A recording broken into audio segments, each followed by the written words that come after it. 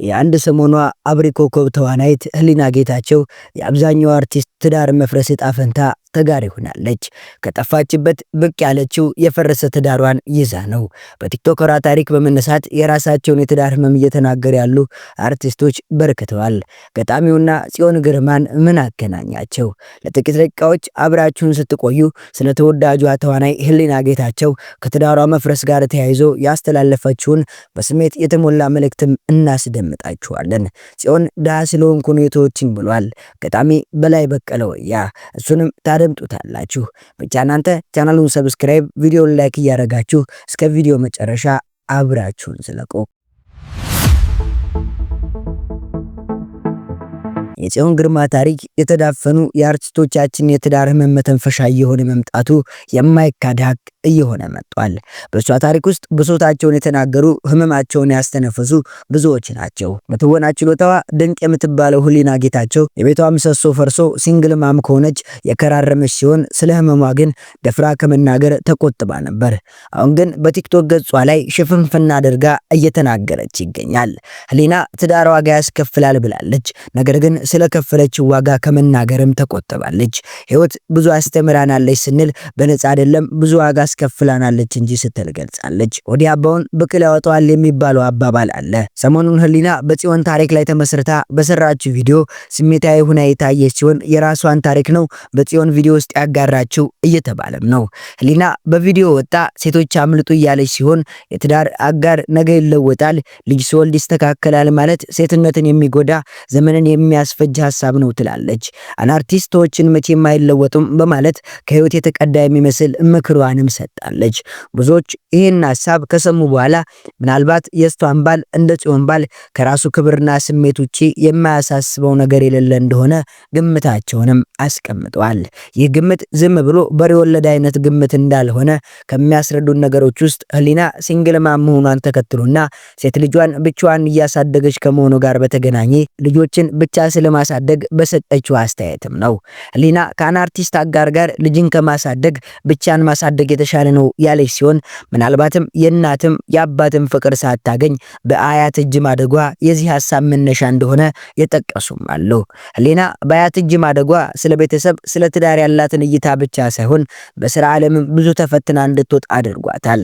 ወደ ትወና ዓለም ከመግባቷ በፊት በኤሌክትሮኒክስ ውስጥ በሽያጭነት፣ በሴልስ፣ በዲኮር፣ በኢቨንት ስራዎች ውስጥ የተሳተፈች ሲሆን በትወናው ዓለም ጁሊየት፣ ሁለት ልብ፣ ሳቅልኝ፣ ህይወትና ፍቅር፣ አየውሽ የተሰኙ በርካታ ፊልሞች ላይም የተሳተፈችው ህሊና ጌታቸው ታዲያ አርቲስቶችን ትዳራቸውን አይባርክ ብሎ ማን እንደረገማቸው ባይታወቅም አሁንም ቢሆን ግን ትዳራቸውን እየፈቱ ሴቶች ሲንግል ማም፣ ወንዶች ሲንግል ዳድ መሆናቸውን ተያይዘውታል። ህሊና ጌታቸው የዚህ መጥፎ ታሪክ አካል ለመሆን የተገደደችም ይመስላል። ምክንያቱም በግልጽ ባይታወቅም የትዳሯ መፍረስ ግን እውነት ሆኗል። አንድ ሴት ልጅ ካገኘችበት ትዳር ሁለተኛ ልጅ ለማግኘት አልቻለችም። ከትዳሯ መፍረስ በኋላ ሴት ልጇን ዓለምን እያዞረች አንቀባራ በማሳደግ ላይም ትገኛለች። በቅርብ ታሪኳን ካጋራች በኋላ ከፍተኛ መነጋገሪያ የሆነችው ጽዮን ግርማ በተለያዩ ፖድካስት ላይ መቅረቧን ተያይዞ የተለያዩ ትችቶችም እየተዘነዘሩባትም ይገኛል። በተለይ የአንዲት አሜሪካዊት ታሪክ ኮርጃን የሰራቸው ለሚለው ጥያቄ በእርስ በርስ የሚጋጭ መልስ መስጠቷን ተከትሎ መነጋገሪያነቷም ቀጥላለች። እንዴት ለመስራት እንደወሰነችና ስለ አሜሪካዊቷ ታሪክ ስትጠየቅ ብዙ ጊዜ እህቴ እንድሰራ ትጠይቀኝ ነበር፣ እየተቀረጸ የቀረበት ጊዜ ብዙ ነው፣ ድንገት አንድ ማታ ቀረጽን ያለች ሲሆን ታሪክሽ ተኮርጆ ነው ወይ ለሚለው ጥያቄ የሷን ታሪክ ካየው በኋላ የኔን ታሪክ ለመስራት ወሰንኩ ማለቷን ተከትሎ መልሷን በጥርጣሬ ያዩት ብዙዎች ናቸው። በጽዮን ጉዳይ ሐሳብ ያልሰጠ ይቀጣል የተባለ ይመስል ሁሉም ሰው ሐሳብ እየሰጠም ይገኛል። በዚህም በተገናኘ የተለያዩ ግጥም መጻሕፍትን በማሳተም የሚታወቀውና ረጅም ጊዜ ከቲክቶክ መንደር ጠፍቶ የነበረው ገጣሚ በላይ በቀለ ወያ አንድ አነጋጋሪ ግጥምና ታሪክ ያጋራ ሲሆን ከጽዮን ጋር የቀደመ ግንኙነት እንደነበረውም በስራው ገልጿል። በላይ በስራውና በድህነቱ ጥላው የሄደችና የተሰበረ ልቧን የመጠገን አቅም እንዳለውም ተናግሯል። እንደሚታወቀውና ገጣሚውም በግልጽ በተለያየ ጊዜ በተለያዩ የማህበራዊ ገጾች ላይ እንደሚናገረው ከአንድ በላይ ፍቅረኛ የሚፈልግና ለሴቶች የተለየ ቦታ ያለው መሆኑን ገልጾ ነበር። ከዚህም ጋር በተገናኘ የጽዮን የቀድሞ ፍቅረኛ ነኝ ማለቱ በከንቱ ምኞት የቆጠሩበትም ብዙዎች ናቸው። በላይ በቀለ ወያ የጽዮን ቀድሞ ፍቅረኛ ነኝ ማለቱን ካልተቀበሉ ሰዎች በተገኘ በሀሳብ መስጫ ሳጥን ውስጥ ኃይለ ቃል ሲለዋወጡም ታይቷል። የጽዮን ጉዳይ አርቲስቶችና ገጣሚዎችን ብቻ ሳይሆን ህዝቡንም ለሁለት የከፈለ ጉዳይ ሲሆን በተለይ የቀድሞ ባለቤቷ ፌሚኒስትና እምነት የለሽ መሆኗን የመናገሩን ተከትሎ ይህ ቅድሙም ተበድያለሁ የሚል ታሪክ የጀመረው በፌሚኒስቷ ጆርዲ መሆኑን እየገለጹ ወንድ ጠል ከሆኑ የፌሚኒስት እንቅስቃሴዎች ጋር አያይዘው የተናገሩም አልጠፉም።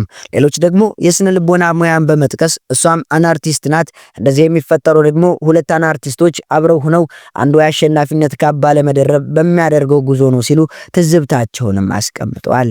ለዚህ መነሻ በታሪክ ውስጥ እሷ ብቻ ልክ ሆና መገኘቷ የአናርቲስቶች መለያ ነው ሲሉ ሙያዊ ትንታኔያቸውንም ሰጥተዋል።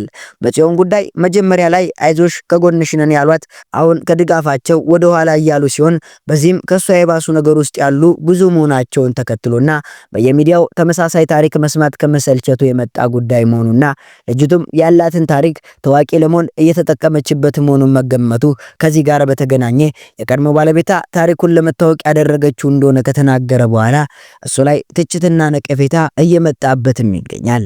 በተቃራኒው የጽዮንን ድርጊት እጅጉን ያሞገሱና ወጣ በመናገሩ ያከበራት እንደ ተዋናይት ህሊና ያሉና ለወጣቶች ሴቶች ያስተምራል ያሉ እየተጠቀሱ ያሉ በርካቶች ናቸው።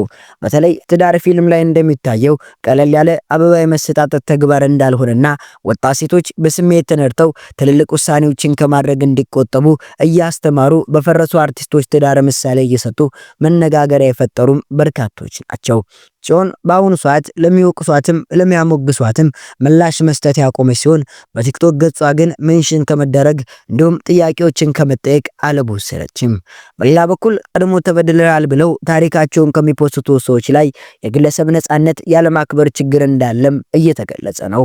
በፍቅር ዘመናቸው እያሉ የተነሷቸውን ፎቶዎች በማጋራት የሰዎችን የትላንትና ታሪክ ወደ ዛሬ በማምጣት ዛሬያቸው ላይ የነሱንም የቤተሰቦቻቸውን ታሪክ መጉዳት ልክ ያልሆነ ተግባር ነው እያሉ በርካቶች ድምጻቸውንም አሰምተዋል። በሀገራችን ጥሩ ጊዜያትን ብቻ የማጋራት ልምዳችን ሳይረሳ ቅመና ብለን ከምንይዛቸው ጉዳዮች ትዳር አንዱ ነው።